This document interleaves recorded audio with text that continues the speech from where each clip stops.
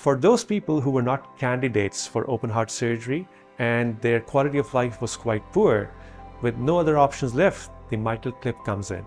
Once the procedure is done successfully with the MitraClip to fix the mitral regurgitation, people do feel immediate improvement in their symptoms. Mitral regurgitation is a disease that involves a mitral valve.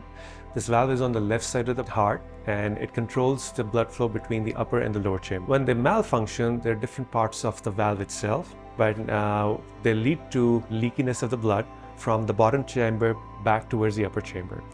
When that does happen, people do develop significant symptoms. They develop shortness of breath, they are severely fatigued and tired, but essentially their quality of life is very poor when this happens. This is a procedure where we go from the groin, access one of the veins with a needle. Through that, we are able to put a small tube in and get to the right chambers of the heart. Once we're to the right chambers of the heart, we pick a small spot to get a small hole to get to the left side of the heart and advance the tube over it. That means we're right next to the valve itself. Now that tubing serves as a highway for us to deliver the MitraClip. Now the MitraClip itself is a small device. It's smaller than a dime essentially. So it can fit in through that small tube, take it right next to the valve and maneuver it to go across the valve and deploy the device that takes over the malfunctioning valve. So it prevents the leakiness essentially by doing it.